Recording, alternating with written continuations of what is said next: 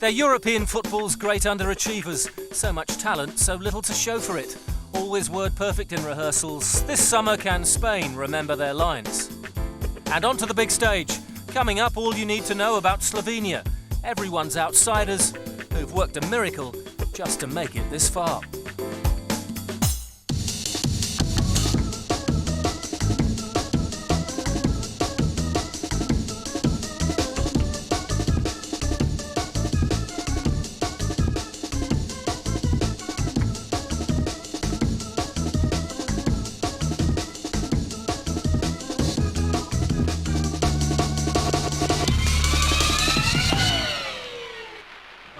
In the story of Spanish football, the plot has always revolved around the tale of two cities.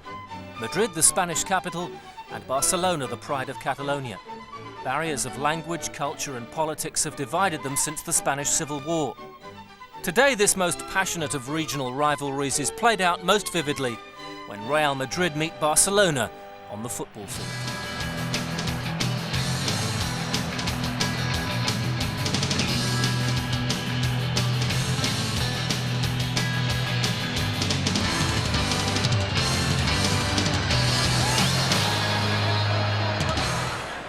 Barcelona have dominated the recent domestic battles. They won the Spanish Primera Liga last year and in 1998, a triumph that preceded another summer of discontent for the Spanish national side.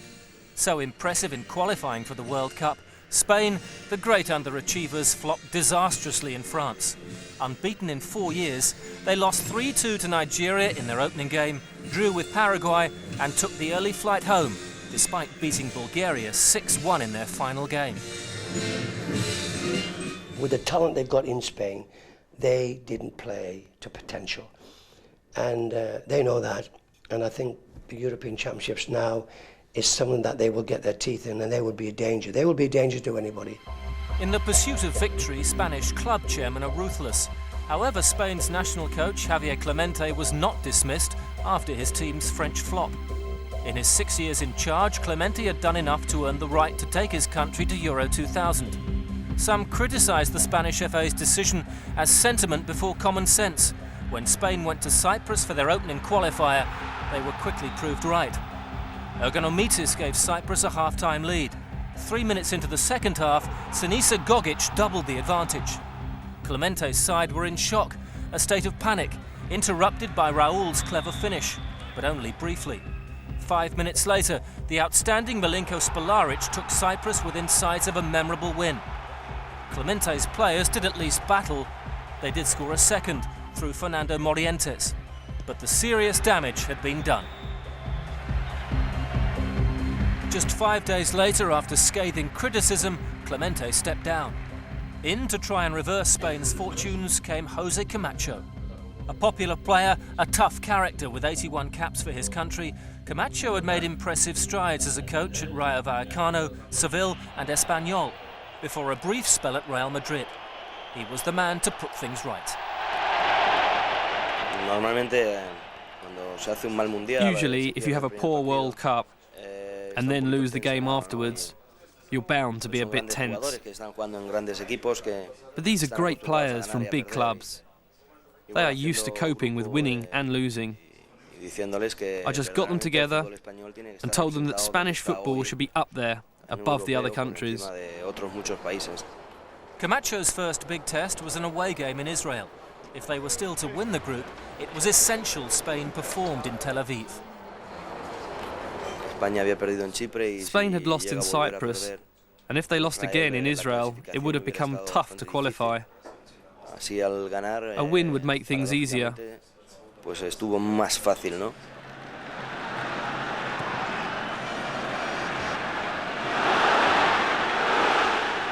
The approach play is impressive here, and it'll fall to Alon Hazard.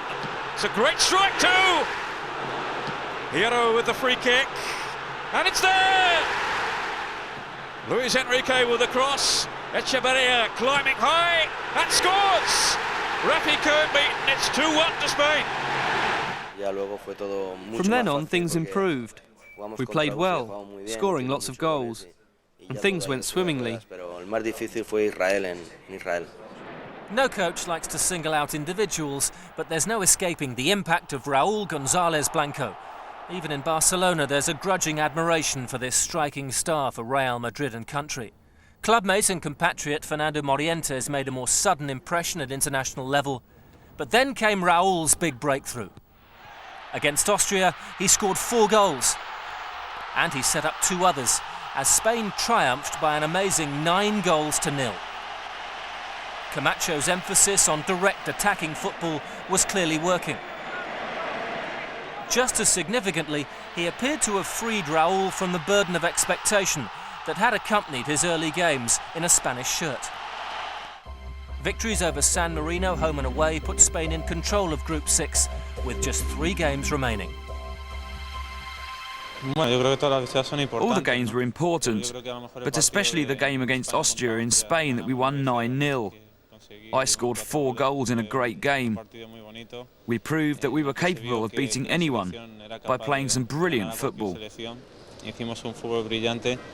So important is he at the Bernabeu, Raúl Madrid has been the nickname given to his club in recent months.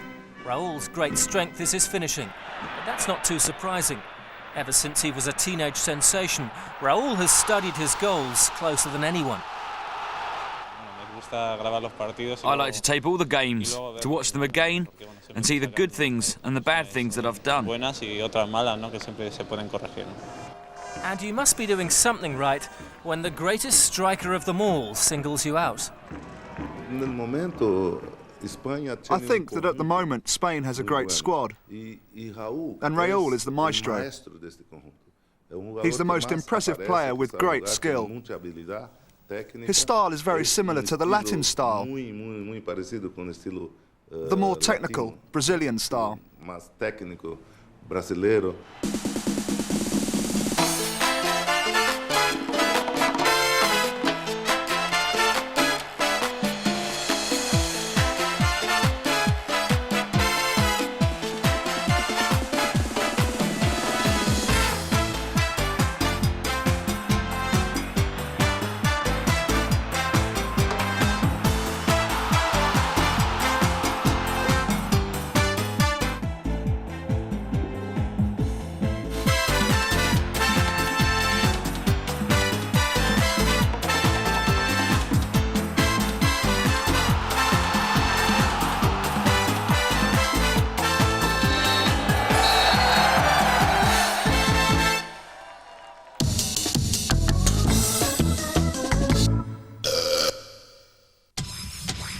Now here's a piece of film that Spanish coach Jose Camacho is keeping secret from his team.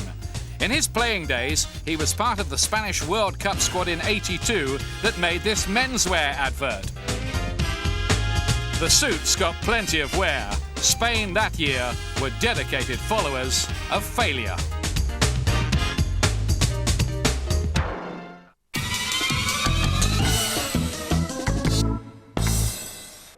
The unique challenge facing any Spanish national coach was highlighted at the start of Jose Camacho's reign. In December 1998, the major regions played their own games in front of massive crowds.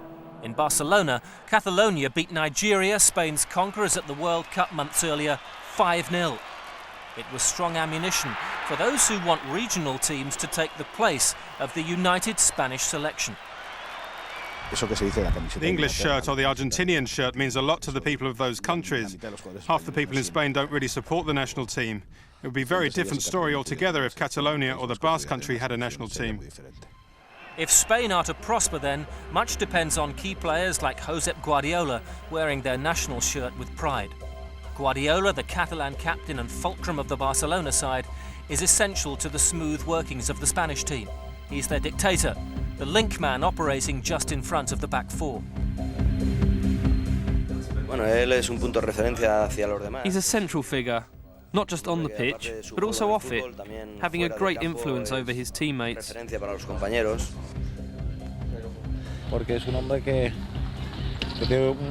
He has great technique, is a real fighter, and he can always score goals. So he's an important part of any team. Guardiola is one of the great players of Spanish football, really. I mean, he's a beautiful passer of the ball, there isn't any question about that. He's got great vision, lovely touch, good selection. He's a great player. Like Spain, Guardiola has much to prove this summer. Injury stopped him from playing at France '98. He's reaching his peak and knows it's time for Spain to deliver when it matters. We shall see. First of all, we have to play, and to play well. And like everyone else, if the team is playing well and winning, then I will be too. But if we start losing, then everybody plays worse. That's the reality of football. Guardiola's Barcelona sidekick Luis Enrique won't be there. The goal-scoring midfielder, outstanding in qualifying, has suffered a serious knee injury. That's increased the need for Fernando Hierro to make sure he's fit. Knee problems have interrupted his season at Real Madrid. He's Spain's captain, their heartbeat, and there are few better dead ball specialists in the European game. It's essential he's fit. Younger blood has been cultivated by Camacho. Athletic Bilbao's double act, Ismael Ertzayas and Joseba Exteberia, are now attacking options in their own right. But the Real Madrid pair of Raúl and Morientes are guaranteed to dominate most of the attention in Holland and Belgium. I think they are two young lads with great futures. I hope they really make a name for themselves with Real Madrid and for the national team. We'll just let them get on with it. It will need Barcelona and Real Madrid personnel pulling together if Spain are to prosper. But it's a long time since their top players accomplished anything of note on the international stage. Spain is fighting against its own history. They've never had any success except in France in '84 and years ago against Russia in '64. Spain has a tradition of winning nothing. That really rankles. Spain's seeding has earned them a decent chance to progress through to the last 8 at least. While their club football, though, is filled with top foreign players and coaches, divided by regional politics and self-interest, the importance of success this summer for the good of the national game cannot be overstated.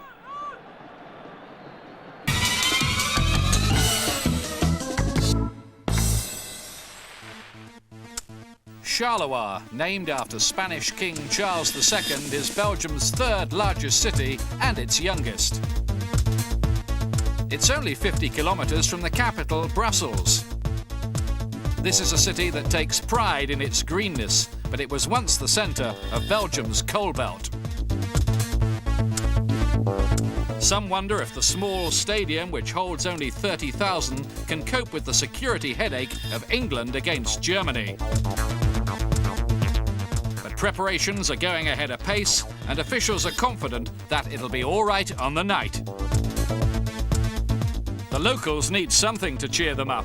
Their team, nicknamed the Zebras, have been struggling this season.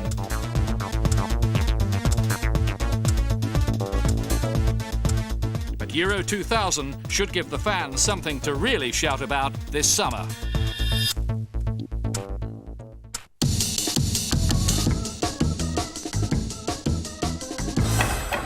Holland and Belgium will play host to football fans from 14 different nations.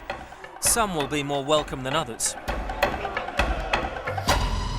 There's no avoiding it. Hooliganism is a big issue.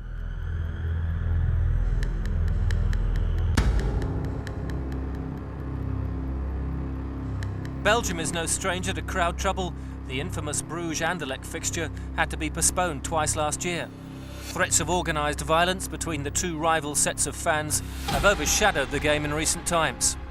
The Heysel Stadium tragedy in Brussels in 1985 will linger long and painfully in the memory. In Holland, hooliganism has also surfaced at club level. Feyenoord's name has been tarnished by crowd problems. At national level, the Dutch fans are renowned for their colourful, generous support. Unless Germany are the opposition. At Euro 92, a battle exploded on the streets of Gothenburg. After England fans rioted in Marseille during France 98, and after a French gendarme was almost beaten to death by German hooligans in Lens, the England-Germany clash in Charleroi has been pinpointed as potentially explosive. The tournament organisers are working closely to detect and prevent organised hooligan armies causing problems. There has been huge expenditure on security. Police presence will be massive. Garages may be converted into makeshift prison cells. Town mayors will have special powers to arrest people they suspect are intent on causing trouble. A strict policy has also been introduced to stop tickets getting into the wrong hands. Know also that the controls cannot be 100%. But if you sell your ticket to someone else, you must know that your name is on the ticket and that you are responsible if something goes wrong. The organisers believe they are prepared for any eventuality. Hopefully their precautions won't be necessary.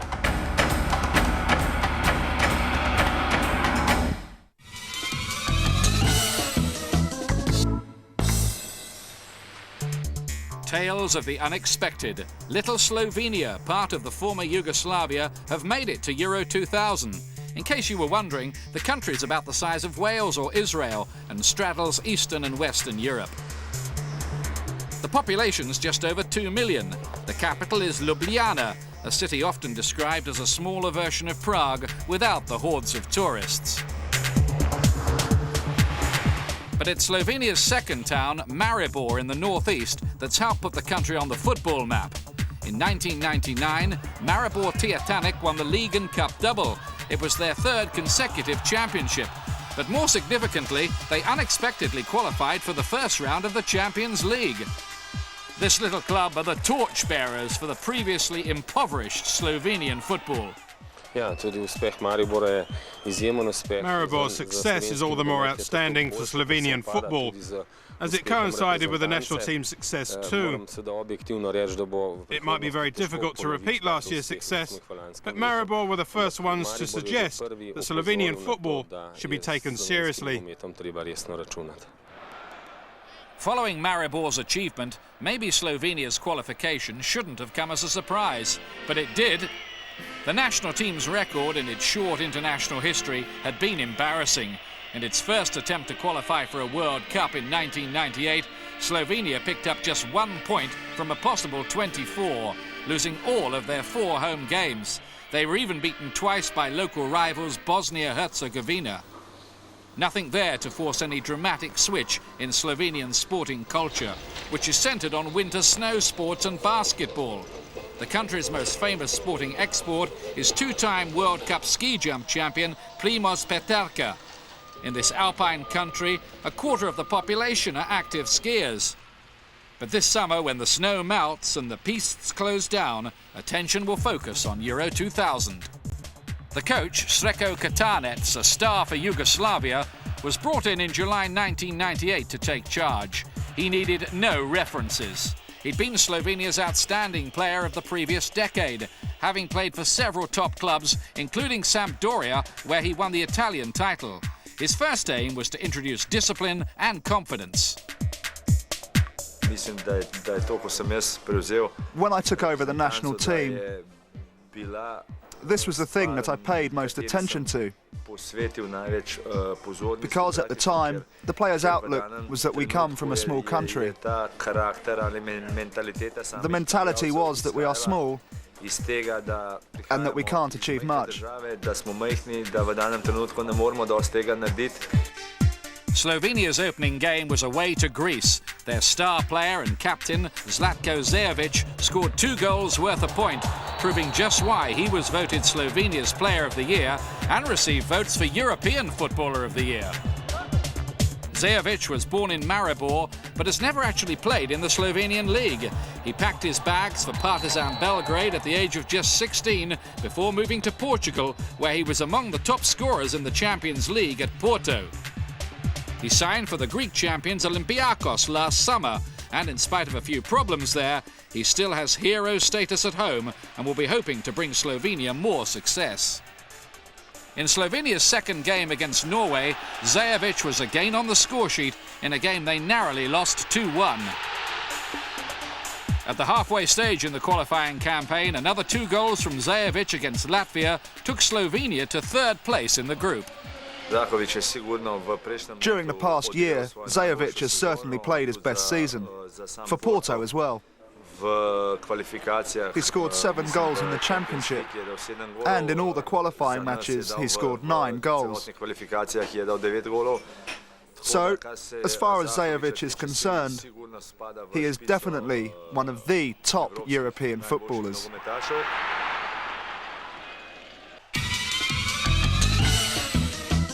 The team are catching on, but what's the most popular dish in Slovenia? Is it A, mushrooms, B, apple pie, or C, egg and chips? Remarkably enough, it's mushrooms, and they're so popular the Slovenian government have put a ration on the number farmers can harvest.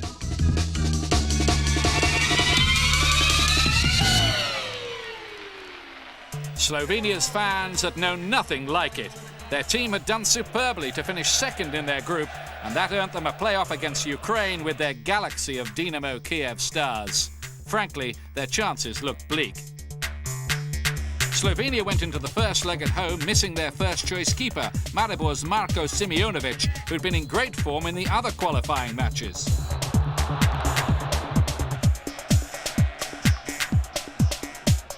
It looked as though the form book would be obeyed when Shevchenko gave Ukraine the lead, beating stand-in keeper Debanovic.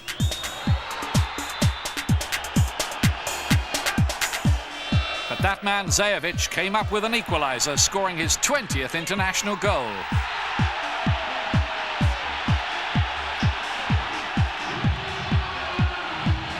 The headlines, though, went to Slovenia's Milenko Achimovic, who once again emerged as a dynamic second-half super sub. For the second time in qualifying matches, Achimovic came on and changed the game.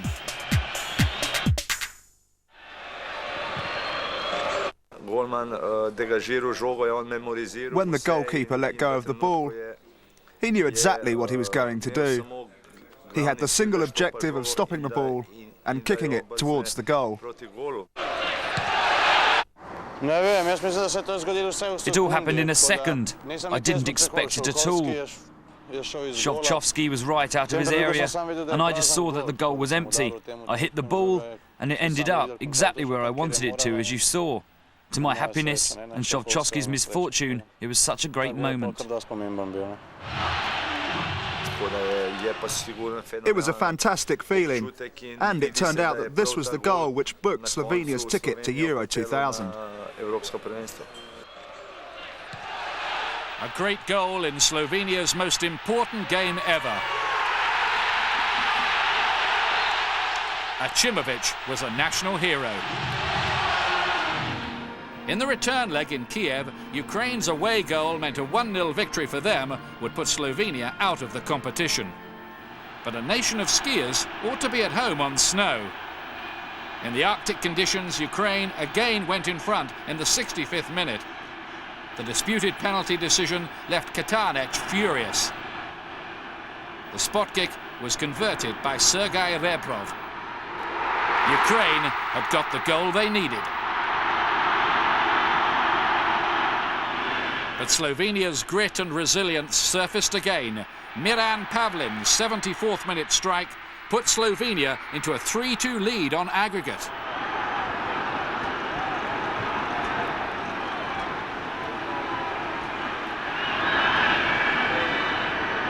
The final whistle amid the surreal snowbound scenes was like a symphony to the men from unfancied Slovenia. Against all odds, they'd made it.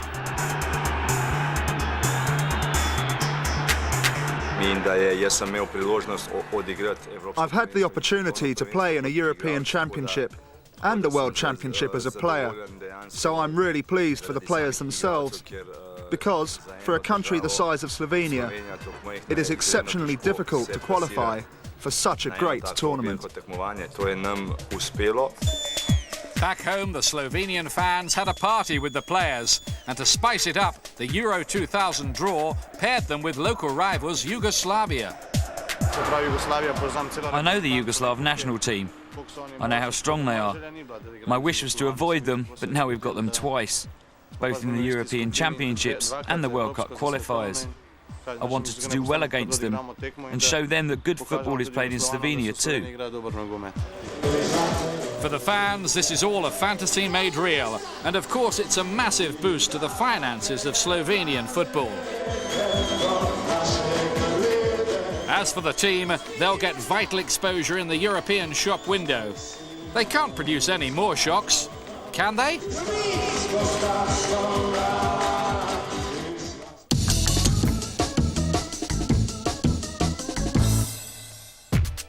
Once again, they're flying south for the summer.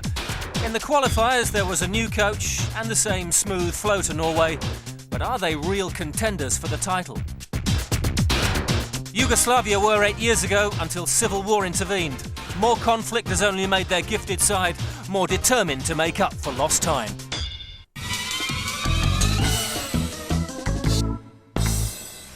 Norwegian football has really blossomed. They were once a soft touch, pretty hopeless part-timers. Now they travel in football's fast lane.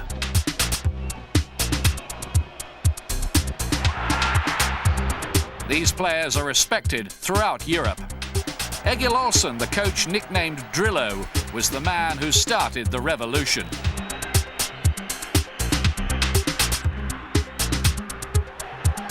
Now this eccentric man who insists on coaching in wellies is using his controversial and distinctive tactics in the English Premier League with Wimbledon. It's simplified in defense. I believe in a zonal approach. It means we are not marking, not following opponents. And in attack, I believe in what I call penetrative. That means that the ball should go forward very early, and especially when the opposition is unbalanced. The ball should go forward all the time and come to early finishing. The tactics were criticised by fans and the media alike, but in 1994, Olsen took Norway to their first World Cup finals for 56 years.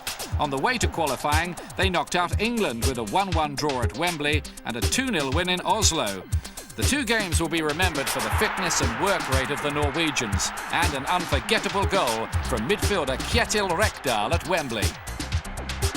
Oh, it's one of the most spectacular goals in my history as a national coach. So I remember it very well, and it was even with his left foot and his right footed.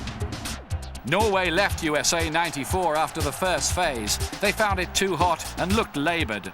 But a number of players were in the shop window, and en masse they moved to the English Premier League. But Norway failed to qualify for Euro 96. It was a setback that Olsen quickly turned around. His national side began improving and qualified for the 1998 World Cup. This time they went a stage further, reaching the second phase by beating Brazil in their last game with a penalty by Rekdal in the final minute. It was very important for us because we needed to win to go through to the second round, and in the last minute, you know, the pressure is very big, so I was of course very happy when the ball went in the back of the net. At 31 years old, Rekdal is the talisman for Norway. His defensive midfield role is vital to the team unit, and he still knocks in the occasional goal. More than that, he's earned respect from his younger teammates, who see him as the natural leader. I think he's one of the most important ones because he's got so much experience. When he plays in that defensive midfield role, he gives us the natural balance. He knows when to play quick, when to play keep the ball in the team, and in the World Cup he scored the famous penalty kick 1 minute before the end, and I saw an interview last night with Joe Jordan, and he says a brave heart is one of those who takes a penalty in the last minute and decides the game, and I think he's one of our most important players.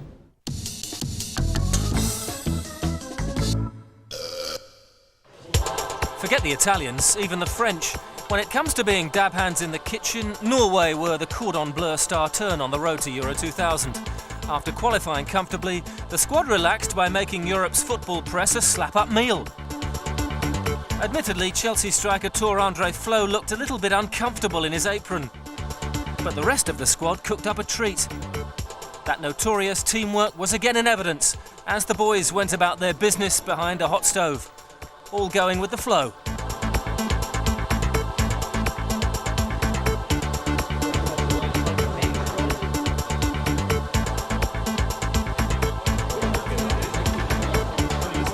So if it's true the way to a journalist's heart is through his stomach, Norway won't be short of decent headlines this summer. Then again, most of the football press will eat anything.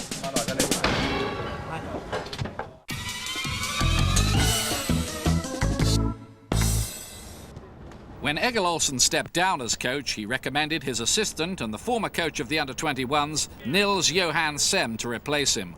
Olsen believes Sem was ready to take on the challenge and provide important continuity. I hoped very much that he should take the job. I was very happy when he did it. He's strong both in how to teach and he's very strong in the subject of football. So he's a good coach, and of course I'm very happy because he has more or less the same philosophy as I have. So I'm very happy with my successor. The Euro 2000 qualifying campaign started badly for Sem with a defeat at home to Latvia. The team was shocked, but the players weren't worried about facing a struggle to qualify.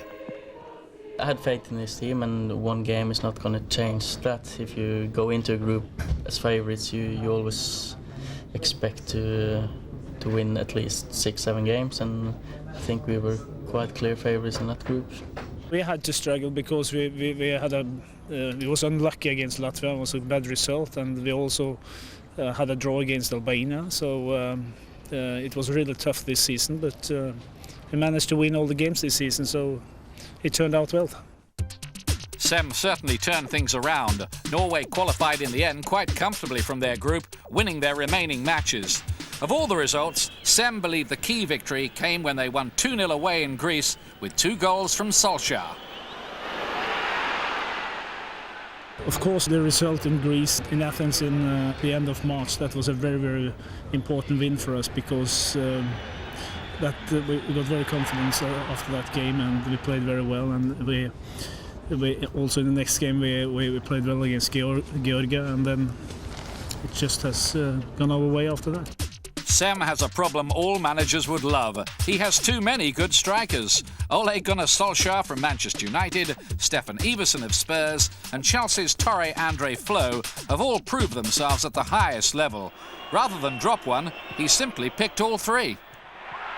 I think we're going to play 4-4-1. We don't play 3 up front. Me and Solskjaer have been playing in the midfield, but we've been very offensive, and they've been working well for us, and we scored a lot of goals, all 3 of us. So now hopefully we can play the same way and score a lot more goals, but we have to wait and see until the tournament starts. If Sem does play 4-5-1, it'll mean Flo will be the out-and-out striker. His height is of benefit to the long ball tactics for winning the headers, but Flo's also a natural goal scorer who can strike from anywhere.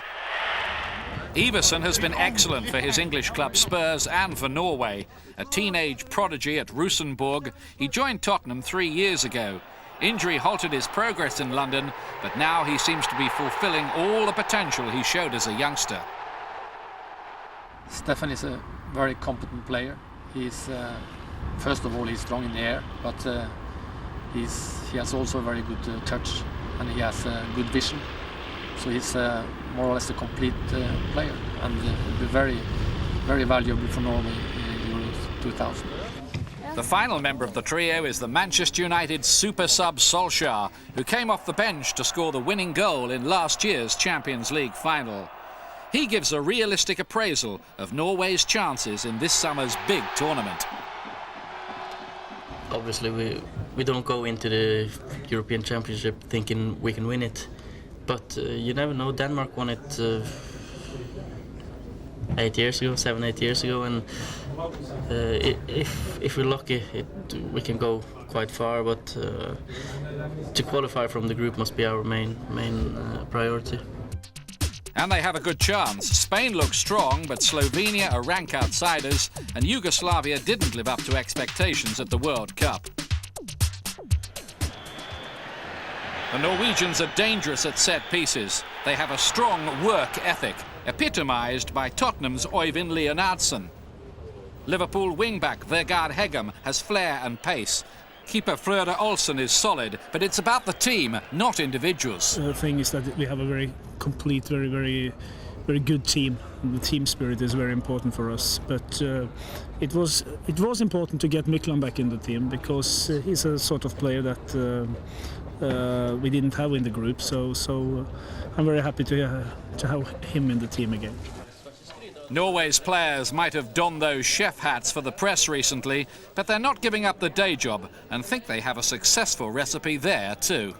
I think if we can play at our best level, we can win the European Championship. But if we don't play good, we also can go out in the first round. That shows how small the difference is between now with the best teams in Europe. So every game will be very hard. So if we don't perform, then we have no chance. Chances are good. If they are lucky in decisive matches, they could win it all. Probably they won't win, but they are strong enough to beat anybody. And it's a team very difficult to beat. So if they are lucky, they could win it.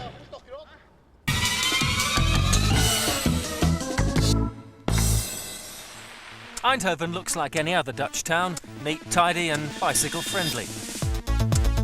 There is one special difference though. Eindhoven is dominated by one factory and one football club. Philips, the electronic giants, have their central research plant and HQ here, and PSV Eindhoven are the jewel in their crown. The Philips Stadium was Holland's most advanced until recent arrivals in Amsterdam and Arnhem. Even so, the 40,000 capacity venue is a genuine football arena. 1 in 5 of the Eindhoven population work for Philips, and just about everyone loves PSV. Gullit, Koeman, Romario and Ronaldo are among the legends who've worn the red and white shirts in PSV's last 2 very successful decades. Portugal and England will kick off events at the Philips Stadium on June the 12th. Italy, Sweden and Turkey are the other nations who shouldn't have too many problems making themselves at home.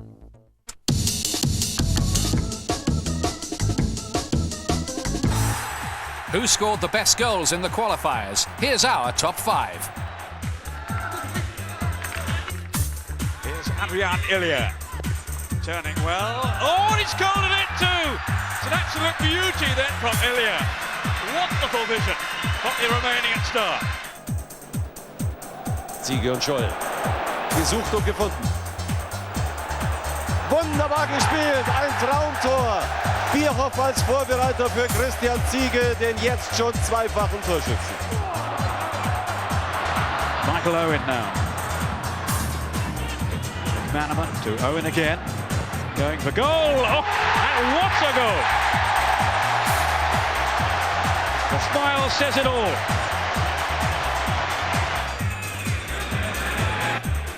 And this is Stankovic.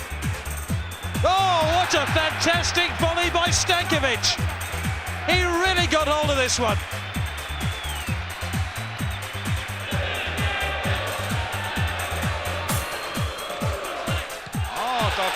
Tu je sedaj Mačimović, strel proti praznim vratom i gol! Mačimović 2-1! Gol sredine igrišća, Mile Mačimović!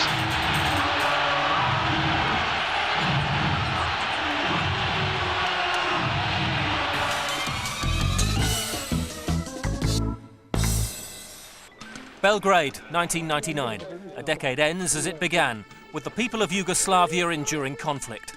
The 92 civil war had splintered the country into 5 independent states: Croatia, Slovenia, Bosnia, Macedonia and Yugoslavia. It was not a good time to be a footballer. Built around their greatest club side, Red Star Belgrade, Yugoslavia had reached the 1990 World Cup quarter-finals. Then came war, and by the summer of '92, UEFA were forced to ban Yugoslavia from the European Championship finals. Denmark, who replaced them, went on to win the tournament. Yugoslavia's football exile would last until 1996.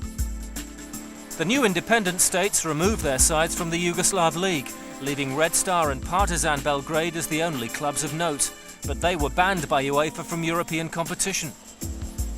The sanctions meant the best players had to go abroad. There are now more than 1,000 Yugoslavs in leagues around the world. Što se tiče rata, mnogo je uticao, jer Jugoslavia je dobila sankcije 10 godina. You know, we had sanctions for 10 years. Our sportsmen could not represent us in Europe. This was such a pity. I mean, what does sport have to do with politics? Let Europe see our world-class players, Mihajlovic and Mijatovic. Slobodan Santrac oversaw Yugoslavia's return to international football. Exploiting a new nationalism and some great talent, Santrac took Yugoslavia to the World Cup finals in France. But against Holland in the last 16, their belief and luck ran out. A new tournament meant a new coach. Milan Zivadinovic had the task of taking Yugoslavia to Euro 2000, a challenge that paired his nation with neighbours Macedonia and their bitter rivals Croatia. They would meet for the first time since civil war.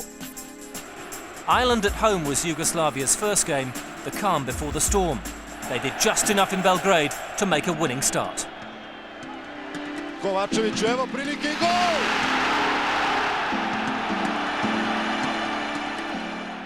Things were going smoothly. Victories home and away against Malta, the group's weak link, made it 9 points out of 9. Then in March 1999, on the eve of the much-anticipated first meeting with Croatia, the Kosovo War began. President Milosevic's ethnic cleansing program led to NATO intervention and a bombing campaign against Yugoslavia. The air raid siren sounded. Once again, football would have to wait. There were bigger priorities. Yugoslavia's players returned to their clubs across Europe. In a show of solidarity, many refused to play while the NATO bombing continued. Some attended political rallies. In London, the former international Sasa Čurčić refused to play for his club Crystal Palace, risking the wrath of FIFA and UEFA. I was so gutted and so disappointed when the FIFA and UEFA they start to send some message that I shouldn't brought politics in a football, which I find very ridiculous, because when I supposed to be the part of the European Championship in Sweden, they kick us out because of problems in my country. UEFA was under pressure to ban Yugoslavia from Euro 2000 if Milosevic failed to withdraw his troops from Kosovo. But the tournament organisers, the Euro 2000 Foundation, were staying positive. Look, 29 March of 99 is not yet 10th of June of 2000. Let's hope that there will be political solutions for the actual problem, because such situations are of course incredibly sad and are really against the spirit of sport, bringing everybody together. So I hope today that we will have the opportunity in June 2000 to receive members of the 51 countries making that marvelous family that is UEFA.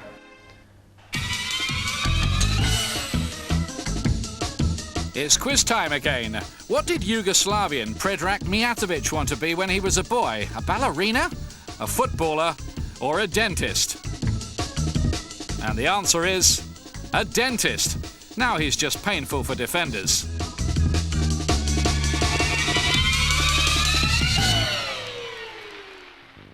The summer of '99 saw a breakthrough in the Kosovo conflict. NATO troops arrived in the region and Yugoslavia's qualification campaign could resume. At the helm was a new coach, Vujadin Boskov, the veteran former Sampdoria boss, who amid all the gloom was enthusiasm personified. The strength of the Yugoslavian team is that they all play outside of Yugoslavia. And when they come back, they want to show they are Yugoslavs and Serbs. And they want to show everyone who they are, and that's important for Yugoslavia. Motivation was never going to be an issue for Boskov's first match, the rescheduled game with Croatia. It needed no hype, but it still got it. All those admirable sentiments about not mixing sport with politics just wouldn't wash. It's impossible. We tried to separate it, but it is impossible. Croatian fans had been banned from entering Yugoslavia. The stadium in Belgrade was Serbian territory. There would be no room for weakness, no place for faint hearts. Winning was about so much more than 3 points. For the players, balancing emotion with clear thinking would be the challenge. Any hopes that the nationalists further wouldn't be that extreme were expelled when it came to the Croatian national anthem, barely audible above the jeers and boos of the home support. A surreal occasion had only just begun. Even Croatia's experienced team looked intimidated. In the opening minutes, Predrag Mijasevic went so close. But Croatia refused to play scared. Davor Suker was so unlucky. The home side appeared edgy. Fortune smiled on their captain, Sinisa Mihajlovic. 10 minutes into the second half, things were well and truly shrouded in controversy. A power failure plunged the stadium into darkness. Some suspected a Milosevic plot to sabotage the game, but anti-government chants only sparked more controversy. Police fired tear gas into the crowd. Some fans, eyes streaming, fled the stadium. The game did resume, but there were no goals. Yugoslavia had a fixture backlog to make up. They suffered their first defeat in Ireland, but recovered, beating Macedonia home and away. So for their final game in Zagreb, Yugoslavia arrived on top of the group, but vulnerable. Croatia, in front of their own partisan fans, would knock Boscov's team out if they won. Yugoslavia would have to hold their nerve and their discipline like never before.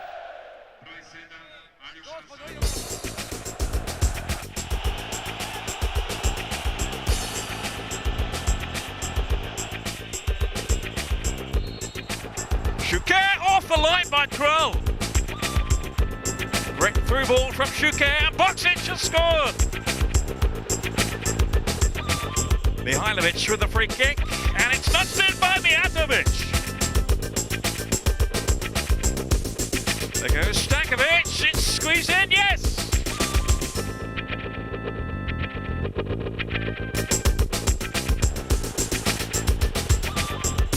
Oh, that's dreadful then from Berkovic. He's going to be in trouble here, and indeed he's sent off.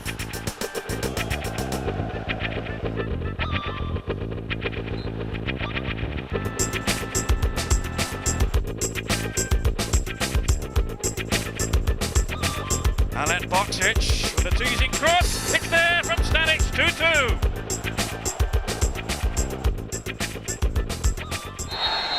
It was a match that mixed skill with cynicism, but Yugoslavia's 10 men held on at 2-2. Croatia had been eliminated. Even better, a late Macedonian equaliser against Ireland meant Yugoslavia were through to the finals. If match winners are sprinkled throughout their squad, Predrag Mijasevic is top of the hit list. Mijatovic is one of Europe's most cunning strikers. In Amsterdam 2 years ago, he scored the goal that won Real Madrid the European Cup. He's overcome a serious knee injury at Fiorentina in Italy and looks primed to make another big impact this summer.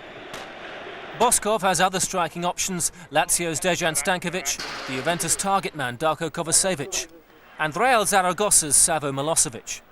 His form in the Spanish league has been a revelation. The bustling striker's aerial power and his deceptively deft touch have brought him more than 20 goals. 4 in the qualifiers made him Yugoslavia's top scorer. The team leader is Sinisa Mihajlovic, the sweeper and set-piece specialist whose left foot can hit the target from just about anywhere. He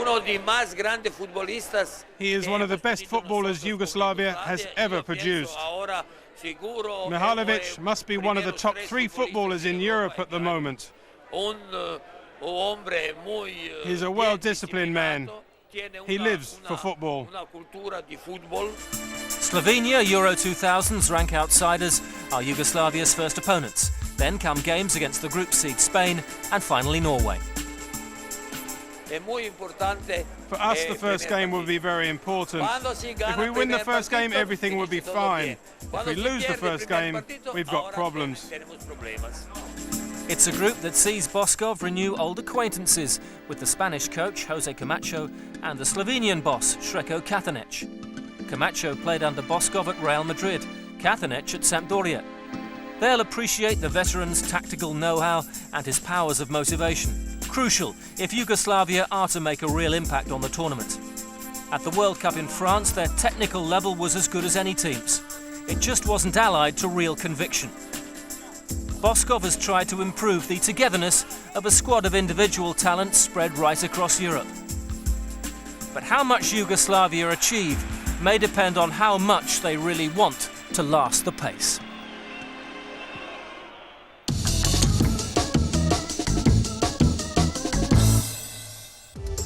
England had a bumpy ride to Euro 2000, but Kevin Keegan got there in the end. Now he's confident his team of young stars won't be going home early. Romania wheeled him out of retirement for one last fling, but have Georgi Hagi and his old mates got the legs to go any further?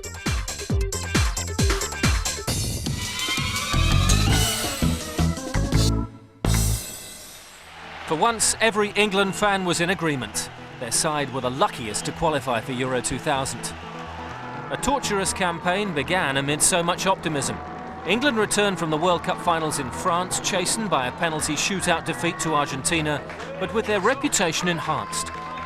A young, gifted side looked to have a prosperous future. The Euro 2000 qualifying draw had been kind to coach Glenn Hoddle. Bulgaria, Luxembourg and Poland would surely provide few problems. Sweden were more powerful, but in transition. England were the side to be feared. Hoddle's biggest concern was the press and public reaction to his World Cup diary. Released on his return from France, it criticised some of his players. The coach denied his team had been unsettled. But a 2-1 defeat in their opening match away in Sweden suggested otherwise. A small hiccup or a crisis. Things would have to be back on track at home to Bulgaria. A packed Wembley witnessed a dreadful 0-0. England were unrecognisable to the side that had performed so heroically in the World Cup. Hoddle was starting to feel the pressure. Elements of the English press were convinced he was no longer up to the job. Away to the group's whipping boys Luxembourg, there was no mood swing. England did notch up their first victory 3-0, but they would have gone behind had Luxembourg not missed an early penalty. If his team weren't functioning, Hoddle's job still appeared safe, until early in 1999. In an interview with a national newspaper, Hoddle was alleged to have said people with disabilities were paying for the sins of previous lives. His comments caused outrage. The FA had no option. Regretfully, you will have heard that my contract with the FA has been terminated by mutual consent. I accept that I made a serious error of judgment in an interview which caused misunderstanding and pain to a number of people. England had to find a replacement, and fast. Wilkinson. Venables maybe, but I don't think they'll have him back. Keegan. Howard Wilkinson, the FA's technical director, was given the caretaker role for a friendly with world champions France. The job interview didn't go well. England outclassed, were beaten 2-0. The FA's choice and the people's choice was Kevin Keegan. The trouble was he refused to leave his club side Fulham. So for the crucial home qualifier with Poland, England would have a part-time coach for the first time in their history.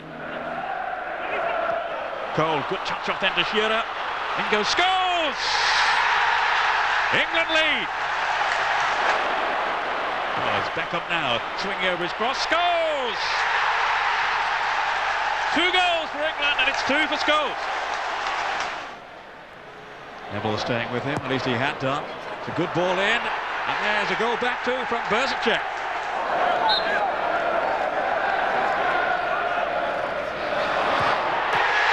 And Scholes has his hat-trick. 3 for England, 3 for Paul Scholes. And mission accomplished at first for King Kev. But Sweden had won all their games, and their trip to Wembley 2 months later would offer a clearer guide to England's powers of recovery under Keegan. The bad news, 0-0. Sweden's defence sucked the life out of England's attack. Scholes was sent off. The good news, Keegan had fallen in love with the job. He would be full-time from now on, contracted to World Cup 2002.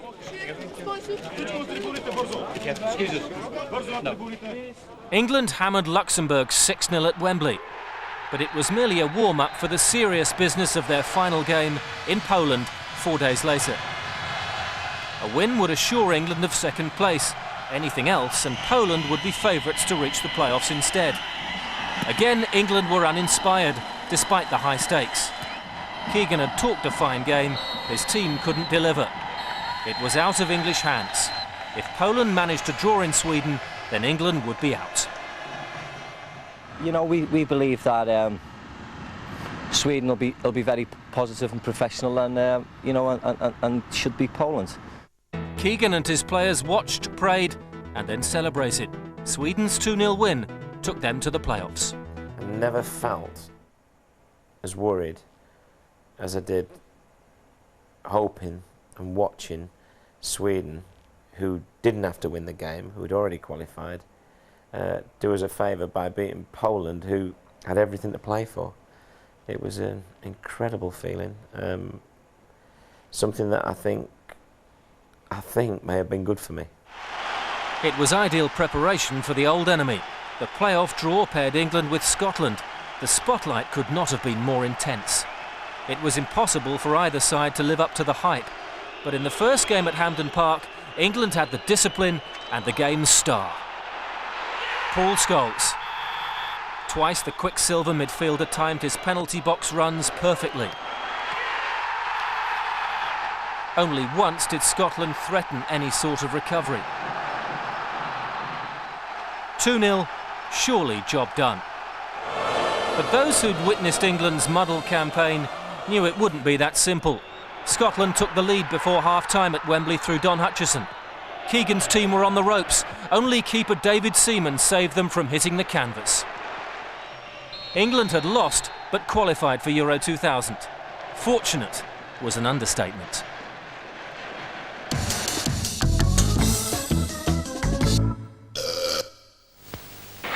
In his playing days, Kevin Keegan was big business, hired to endorse products such as aftershave. The hairstyle was different, and as an actor, they said he was a rather good footballer. Nothing beats a good workout, Henry. And nothing beats a great smell of Brute.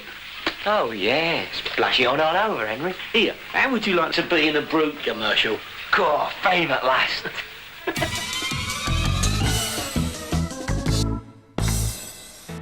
England didn't shine in qualifying, but the neutral knows they're a must for any major tournament. Without England, Euro 2000 would have been starved of two of the best young players in the game, David Beckham and Michael Owen. Owen made his international debut at just 18, becoming the youngest English player of the 20th century. His goal in France against Argentina brought instant fame. Superb pace and finishing are Owen's biggest assets. If his fitness has been in doubt this season, a maturity has helped him embrace international football. Every kid dreams of scoring a goal for their country. But as soon as you do that, you want to score another one. I think on an England point of view then, the European Championship 2000 is coming up soon in Belgium and Holland, and to do well in that would be a great thing. If Owen's a star, David Beckham is an icon, a celebrity footballer.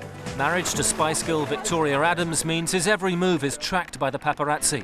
Privacy is a thing of the past, although Beckham appears able to manage his fame rather better than some. The Manchester United star is perhaps the best crosser of a ball in the modern game. His unique style, precision delivery has contributed much to United's success in recent years. At 24, Beckham has already won every major honour in the English game. Now his sights are set on glory for his country. Before France '98, Alan Shearer was considered the most important player in the English side. Criticised by the press and pundits for his declining form, Shearer has announced his intention to retire after this summer. He's still certain to be a key figure though. It was Kevin Keegan after all who made Shearer the most expensive player in British history. Shearer's England record is excellent, 28 goals in 54 games. And if Euro 2000 is his farewell, his current manager expects him to deliver. Alan Shearer is no different to every other striker, insofar that he needs service. He needs people to supply him with good crosses. He needs people to give him good passes. And if everybody around him is playing well and will provide him some provide him with some good opportunities. I mean, he's got the ability to score goals. It's as simple as that. Like many European nations, England lacks star quality in midfield. They miss a flair player, the role that Paul Gascoigne once filled. Many see West Ham's Joe Cole as the long-term solution, but at just 20, Euro 2000 may have come too early. Manchester United's Paul Scholes is the closest thing England have to an inventive midfielder, but his game is based more on attacking runs and goal-scoring. Scholes' match-winning performances were crucial during qualifying. Unlike several of his more high-profile teammates, Scholes delivered. But Kevin Keegan's biggest headache is the lack of left-sided players in his squad. Keegan has tried numerous players in the role, dragging some out of their normal positions at club level. We've got to get the left side sorted out, because without that balance, you know, a team can't function. So, yeah, it's a problem area. It's not the only thing we can improve, though. You know, our passing we can improve. I think also, if I'm honest, our invention. As a player, Kevin Keegan was one of England's finest. Capped 63 times for his country, almost half as captain. At Liverpool, he was idolised. He was the last Englishman to win European Footballer of the Year. He even had time for a brief singing career. Not surprisingly, he decided to concentrate on the football. As Newcastle manager, Keegan came so close to winning the Premier League title. But the jump from domestic management to coaching the national side is huge, as Keegan is now finding out. England have the talent to do well at Euro 2000, but only if the tactics and the teamwork improve considerably. Group A means matches against Portugal, Romania and Germany, the nation who knocked England out of Italia 90 and Euro 96 on penalties at the semi-finals. There are scores to be settled. I'd like to think we'd beat Germany. You know, they are a good team. They've not been doing so well of late, but you know, the record says that they've won probably more times than we've beat them, but that's in the past now. We believe we've got a good set of players that can trouble them. Their current form isn't so good, so you know, we've got every reason to believe we can beat them. If England only just scrape through, Keegan doesn't care. This summer, past results will count for nothing. I think there's only really the Czech Republic who qualified with maximum points, where people are saying, well, you know, they're an excellent side. I'm sure they are. But the great news for us all is that their 10 games and 30 points that they got is equal to the same as our 8 games and 13 points. Because all that gives the side now, you know, we're all playing on an even playing field, you know.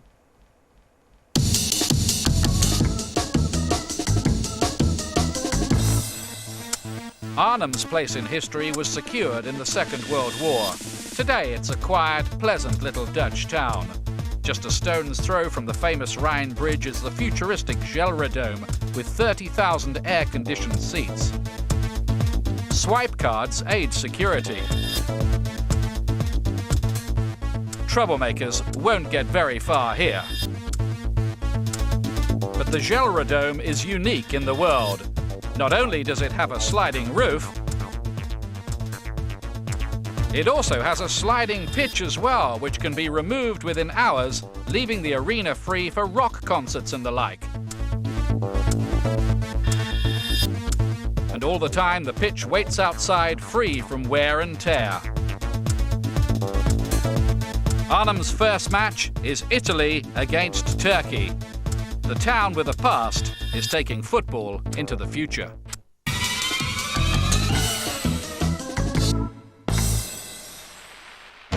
Forget the players, the stadia, the fans. Euro 2000 would be nothing without its own match ball.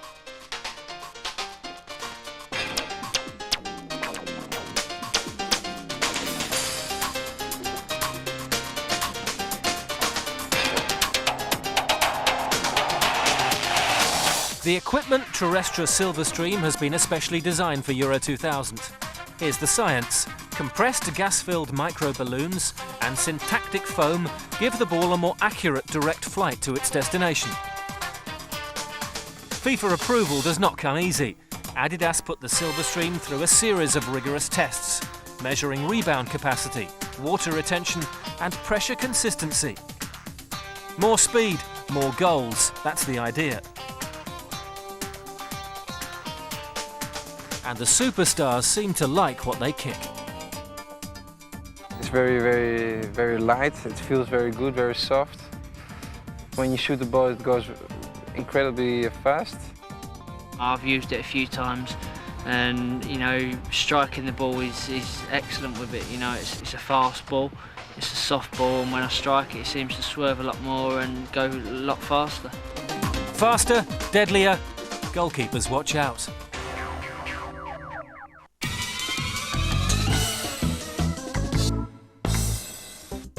Romania, 11 years on from the revolution, is a country trying to find its economic feet.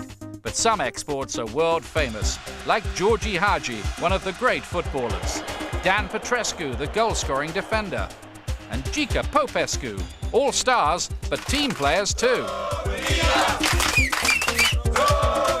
Romania has no real football past. Its legends are all living. Hagi was expected to retreat to a life of domestic bliss after the last World Cup, but events have taken a strange turn. The man they call the Maradona of the Carpathians continues to weave his spell, a scorer of vital goals and veteran of 3 World Cups. At 35, he can't possibly be the force of old, but that wonderful football brain is still working, and his free kicks always spell danger. The little man is nothing more or less than a hero to the people of Romania. The day he got married was treated like a royal wedding with blanket TV coverage. And who else could be named as Romania's footballer of the century? This is for each player now. When in your country you give this trophy, I think is very nice for me. Okay. Hagi, you might recall, announced his international retirement after France '98. He went off to Turkey to play for Galatasaray with his Romanian teammate Popescu. At the same time, Angel Iordanescu bowed out as coach to take over the Greek national side. In came Victor Peciucă, not a universally popular choice. During the reign of the despised dictator Ceausescu, he served time in jail for political reasons. But he could hardly have had a softer start in the Euro 2000 qualifiers. With no Hagi in the Romanian lineup, little Liechtenstein provided the opposition, and hardly anyone provided the crowd. An embarrassing attendance of 2,500 saw Romania win the mismatch 7-0.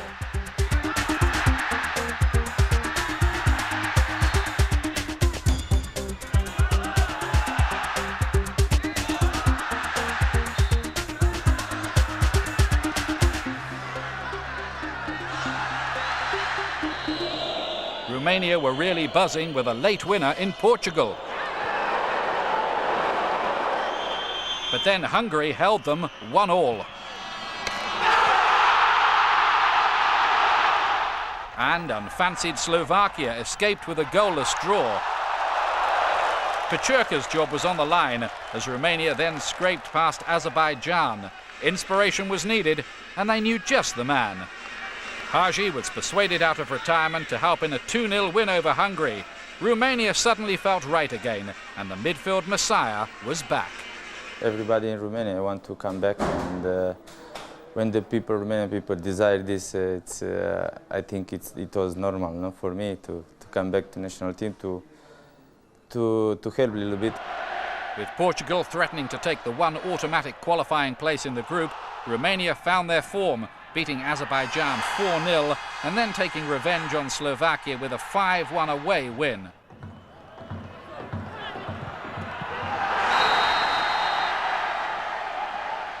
As they prepared for the crunch game with Portugal, the table was tight. Romania were just a point clear with 2 games left. The victory would settle it, and it looked good when Hagi's deft header put them in front. Then Luis Figo came up with an equaliser. But the 1-1 result and a last-day win over Liechtenstein sent Romania to Euro 2000.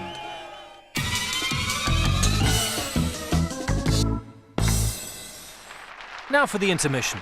Sit back and enjoy the ivory-tinkling skills of the Romanian star, the one and only Georgi Popescu.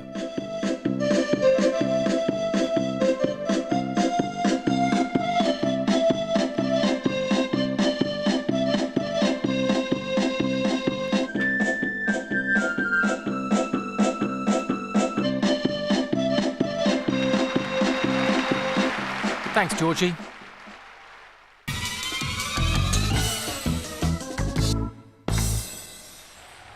Romania's gimmick of bleaching their hair didn't work at the World Cup. They only reached the last 16, but still got a rousing welcome home. Hagi, by now sporting yet another hairstyle, thought he was saying a tearful farewell to the international stage. But what is it they say? It's not over till the fat lady sings, and she was nowhere to be found. So despite the emotional swan song, Hagi wasn't finished yet.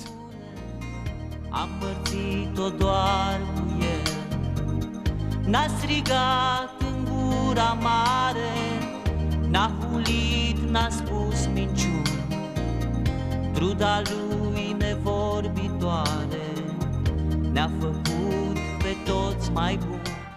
Hagi won't be the only man returning for Euro 2000. There'll be a new coach in charge. Victor Pečurka's thanks for reaching the finals was the sack. Caused the players too many problems, they said. So, cue the return of Emeric Yenai, an international himself in the 60s. He took Romania to the 1990 World Cup in Italy, and before that, he was the mastermind of Steaua Bucharest's European Cup winning side. It was a spectacular qualification, well deserved by Romania's team. As I have not directly participated in it, I now take the opportunity to congratulate Victor Pečurka and the national team for their successful qualification. Hagi has played with Yenai before, both at Steaua Bucharest and with Romania. They seem to be running a mutual admiration society. It's a very good trainer. It's a big experience, and we won the League Champions League with Steaua and made one World Cup in the Italia 19. I think it's very big experience and very good trainer. Hagi is a player of the utmost value, who is crucially important in any team he plays for. Hagi can single-handedly decide the outcome of a match, naturally if helped by the others around him. So, with the coach's blessing, Hagi will strut his stuff in a Romanian shirt for the last time. At least we think it is. I would like to do my best and do very good in the last Euro Cup and also World Cup. No, after this I led the football, and I want to let very good impression. The maestro won't be short of mates at Euro 2000. The old guard are still there, like Dan Petrescu, Chelsea's defender, come winger, come midfield man, who's just been voted Romanian Footballer of the Year. Gica Popescu is another 30-something now, mostly found these days in the sweeper role. He had his best years at Barcelona, but he's still a force with Galatasaray, who've had a good run in Europe this season. This could be his curtain call too. The erratic, bull-like but dangerous Viorel Moldovan has come up with 4 goals in the qualifiers, but the Fenerbahce striker needs to be at his best after a less than convincing World Cup. Adrian Ilya is the focus of attention among Romania's new generation. With 5 goals to help his team to the finals, the young striker's now an established star, and he's been getting top experience this year in the Champions League with Valencia of Spain. Ilya is a player who's full of tricks, and he seems to be developing a very good chemistry with Moldovan.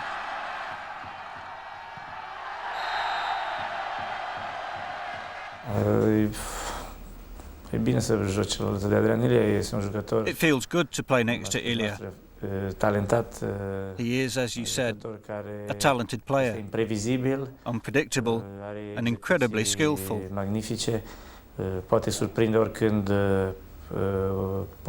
He's often able to surprise the opposite team's goalkeeper and defenders due to his inventiveness. Romania's group is demanding. They face Portugal again, defending champions Germany, and England, who they beat at the World Cup in France. We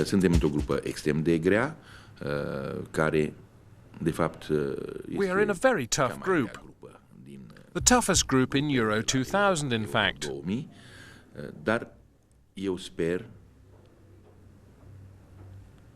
But I trust these players and their desire to do their utmost to at least come out of the group, which is, as you know, Germany, England and Portugal. The tournament provides a final bow for a generation of Romanian stars. They ooze class but often flatter to deceive. Will Euro 2000 be like the World Cup, where Romania discovered with early elimination that blondes don't always have more fun?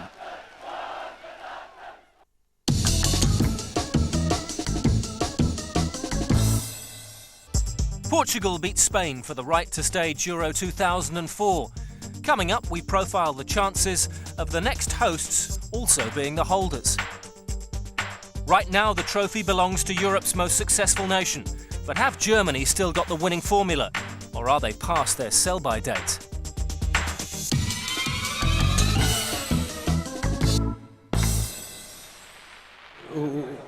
A Portuguese player is a skilled player, a player with great talent.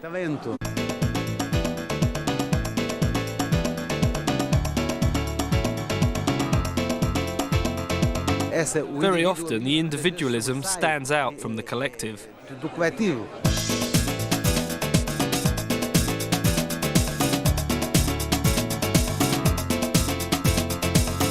Portugal has many great players who play for some of the top clubs in Europe.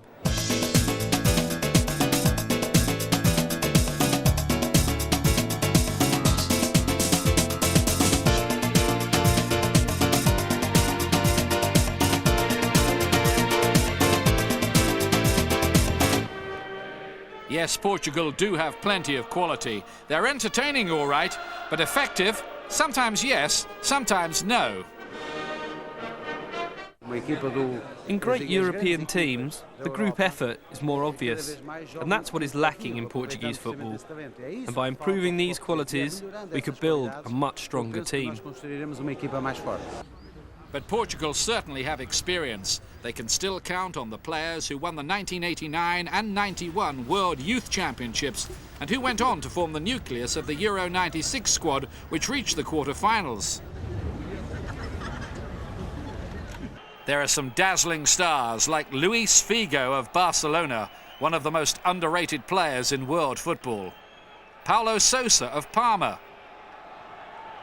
The Benfica captain, João Pinto.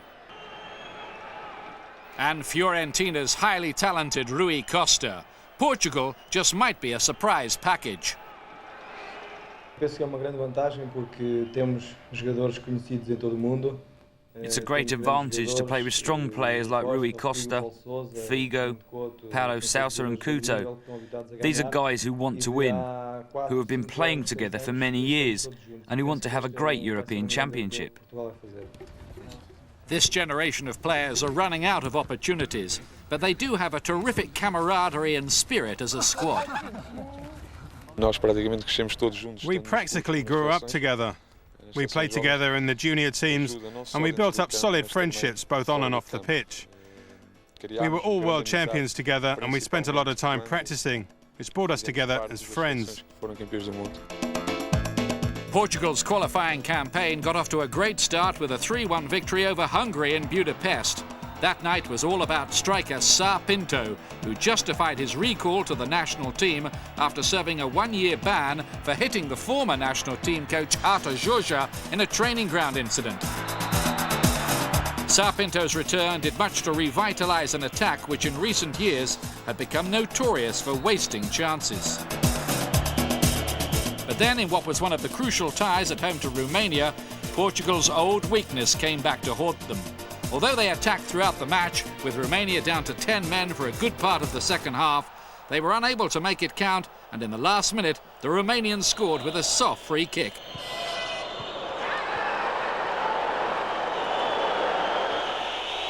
The home support were shocked and waved white handkerchiefs in disgust. They were left to think about the goals that should have been.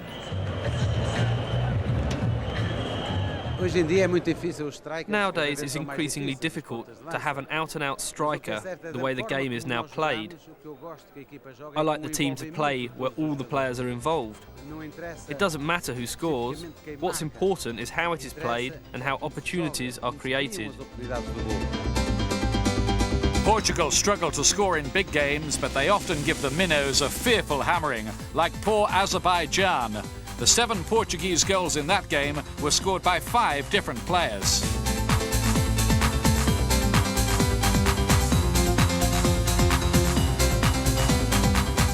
The game against Slovakia saw Benfica striker João Pinto return to form. He scored 2 in a 3-0 win.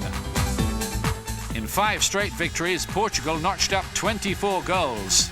But then they slipped up with a draw in the return against Azerbaijan. Now came the big test, with Portugal travelling to Romania for a top-of-the-table clash. Romania were a point clear, and Portugal had to win to have a chance of winning the group, with just 2 games left to play. In this crunch battle, Georgi Hagi gave Romania the lead.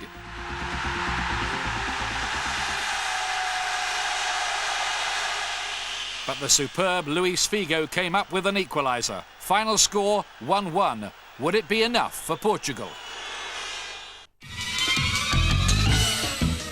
Now for a little Portuguese culture.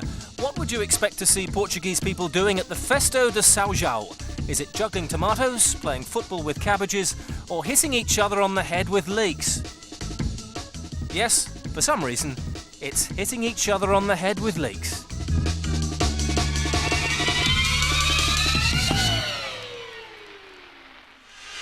And so, amid great tension, Portugal's qualification went right to the wire. In their final game at home to Hungary, a 3-0 winning margin was enough to book Portugal's ticket to Holland and Belgium.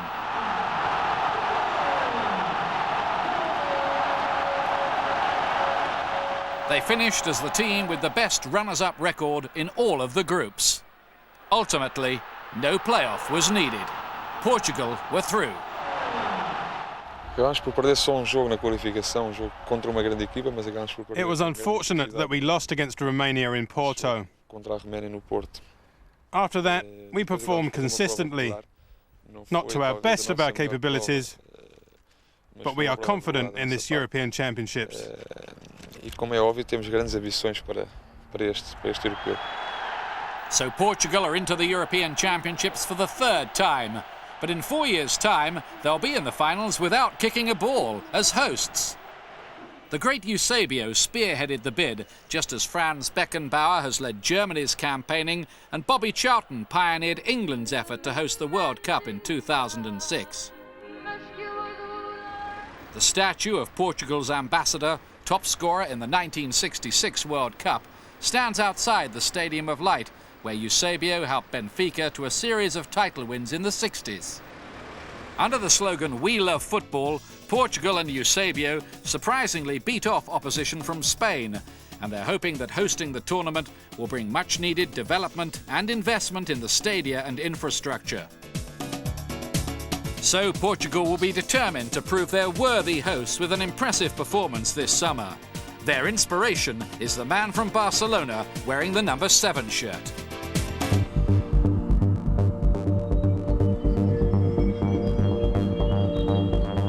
Well, I know Luis Figo very well. When I was in Sporting, he played in my team as a young player, young 18-year-old, 19-year-old. Then I had him with Barcelona. He's an outstanding player. Very talented. Very strong. In great form. Good dribbler of the ball. Can go past people. Good crosser of a ball, he can pick people out. He has the ability to score goals.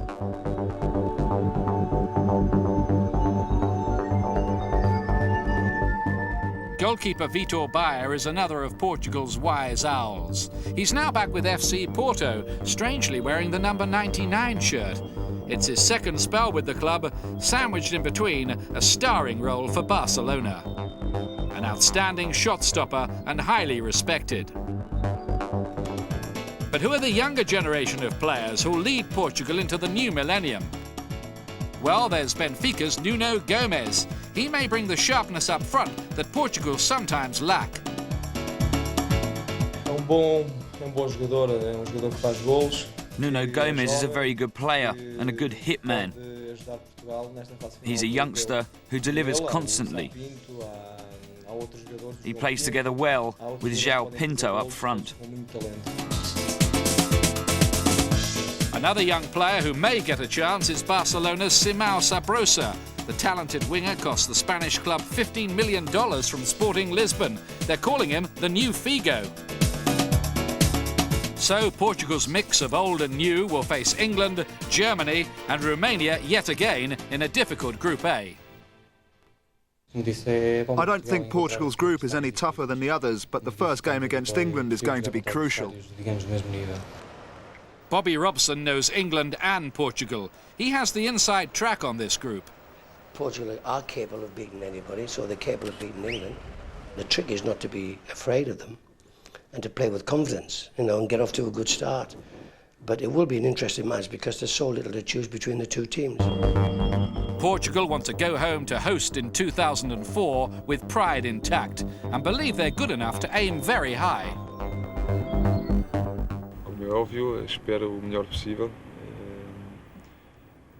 For me, and above all for the national team, I hope I can still contribute to this team and help to make history for Portuguese football. But Portugal do have to shake off their reputation as underachievers.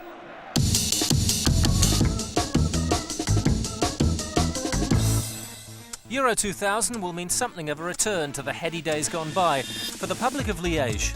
Belgium's university city has always taken great pride in its football team, even if recent times have, like the Belgian game, seen a slump in fortune. The 30,000 Schleswig Stadium has been home to Standard Liège since 1923. The 60s and 70s saw them dominate Belgian football. Raymond Goethals and the current Belgian manager, Robert Boissège, are among those coaches who've tried to raise the standard. Fans should have little problem getting around the compact centre of a city that still retains much of its medieval charm. Although, of course, the Schleswig Stadium, not the Opera House or the Market or the University, will be the first port of call for most visitors this summer.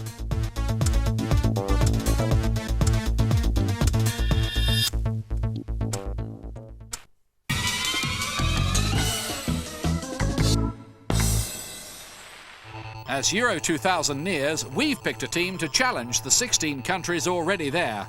It's made up from the teams who failed to qualify. In goal would be Austria's Alex Manninger, Arsenal's number 2, who's certainly one for the future. In defence, we'd select the Ukraine's Oleg Lushny alongside Scotland's Colin Hendry, the braveheart who always gives 100%. The other centre-back would be Viktor Onopko. The Russian could be quite useful at the opposite end as well.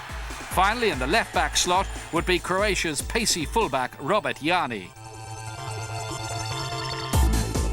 In midfield, the Welsh wizard Ryan Giggs would operate down the left wing, terrorising defences, alongside his Manchester United teammate Roy Keane, who looks the complete midfield player these days. Israel offers the skillful Eyal Berkovic. His tricks and playmaking abilities would be essential. And finally, on the right side, we'd go for the experience of Chirikal Sforza, the Swiss international. The strike force is as good as any. Andrei Shevchenko from the Ukraine could be deadly. We'd have him playing alongside Croatia's Davor Šuker, who was the top scorer at the World Cup in France. Defenders will be glad that he's not around at Euro 2000.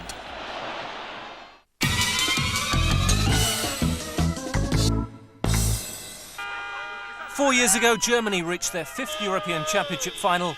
At Wembley, a golden goal from Oliver Bierhoff won them their 3rd title, an awesome record. The side, led by Bertie Vogts, wasn't the most gifted. Bierhoff hadn't even been a first choice. But Germany had returned home with their 5th piece of silverware in 30 years, having peaked once again when it truly mattered. I don't know what the secret is, but we've always had a very good football team at the moment it mattered. And of course, we've also had our share of luck. It goes deeper than that, according to the man who lifted the trophy in '96. The reason for Germany's success can be traced back through decades of history. First of all, we are very ambitious people. Maybe it has to do also with the history of Germany. They had to build up their own country twice after 2 world wars, so they know how to work hard. But 2 years ago, the work ethic formula began to look rather rough around the edges. At the World Cup in France, Germany never really got started. After squeezing past Mexico, Germany were outclassed by Croatia in the quarter-finals. By the time the Euro 2000 qualifiers arrived, Eric Ribbeck had replaced Voets as coach. His first game in charge did little to appease those questioning the state of the German game. Turkey had beaten Germany only once in 15 attempts, but in Istanbul against tentative opposition, Turkey sensed their chance. Significantly, a comedy of errors in the German defence and some panic-stricken goalkeeping by Oliver Kahn contributed to the winner, bundled in by the Turkish striker Hakan Şükür. Was Germany's glorious 30-year spell finally coming to an end?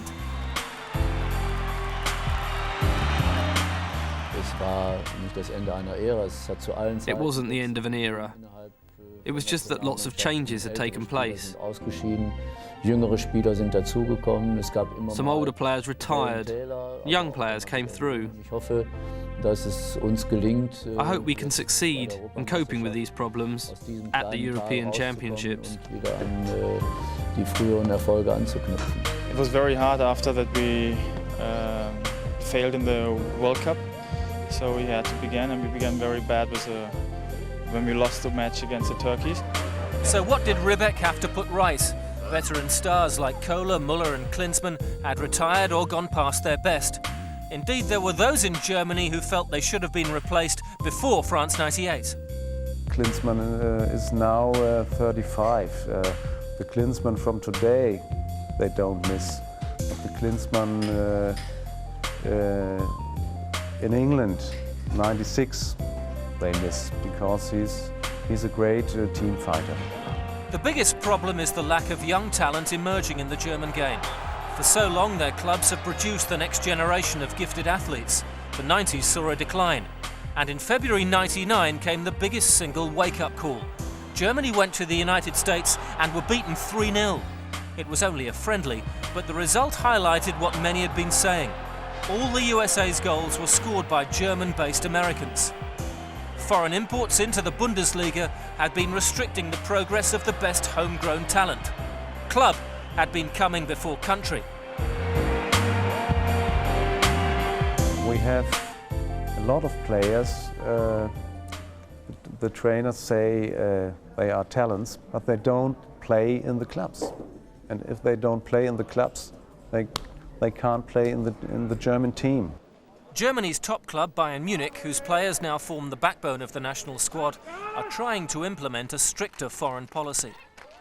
We always say if we can have a German player who is as well as a foreign player, we take over as a German player. And a foreign player has to be minimum 20-25% better than the German player.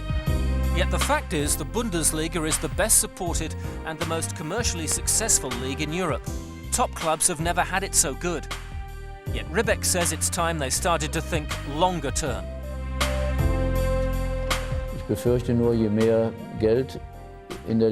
I'm worried that if more money is pumped into the league, then there's the danger that even more foreign players will be brought in.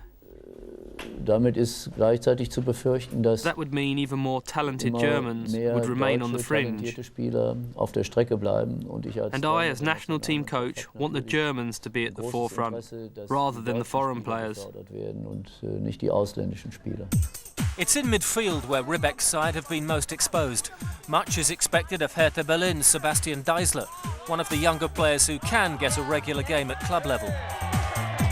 But of course, Ribbeck had to deliver for today. After that defeat in Turkey, he faced the ignominy of being the first coach not to take Germany to a major finals in 34 years. The good news, his team in transition were still far too strong for the rest of the group. Bayer Leverkusen's Ulf Kirsten scored 2 in the win in Moldova, while Oliver Bierhoff, who added the 3rd goal, was growing into a leading figure in the German squad. I think he's important for the atmosphere in the team, a little bit like Jürgen Klinsmann before. And He's a player, he has a very good image in Germany, he is friendly and he's intelligent, and that's maybe a little bit important how the people think about the German team, and Bierhoff is important for that. The irony is Bierhoff had to leave his homeland to become a success. It was only after his arrival at Udinese in Italy that the big striker, one of the best headers of a ball in world football, was taken seriously. Now at Milan, his 7 goals on the road to Euro 2000 were crucial. One of them arrived in the 4-0 home win over Northern Ireland, along with an assist for Christian Ziege. It's important every time to be a good team and to work together. So the last match against Northern Ireland, Christian Ziege was playing very, very good. I think I'm very happy for him, and he scored 3 goals.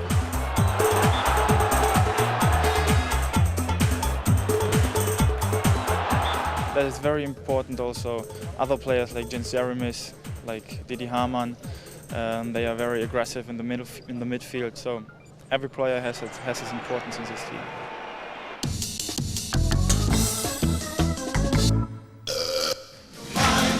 The efforts of footballers to become rock stars have rarely succeeded. Germany's 1994 World Cup squad, seen here with the Village People, were no exception.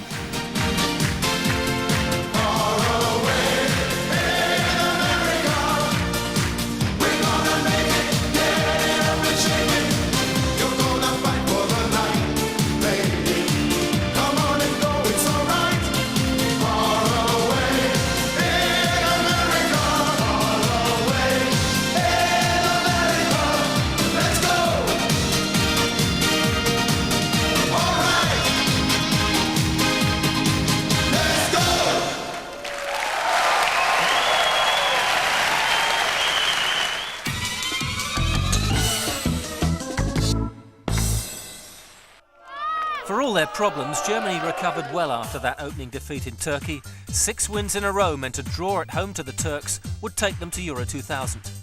Events in Munich were hardly inspiring, but Ribbeck had learnt to be practical.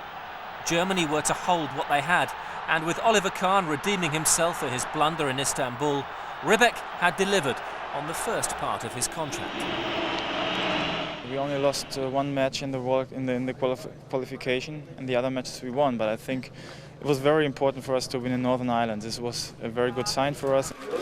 This year, one player has dominated the back pages in Germany, never one to shy away from the cameras. Lothar Matthäus made history when he became the world's most capped player with 144 appearances, stretching back 2 decades. Germany's World Cup winning captain in 1990, a Bundesliga champion 7 times, Matthäus will be 39 when he represents his country this summer. He missed the Euro 96 success when much was made of his rift with Jürgen Klinsmann. Klinsmann's been setting the record straight.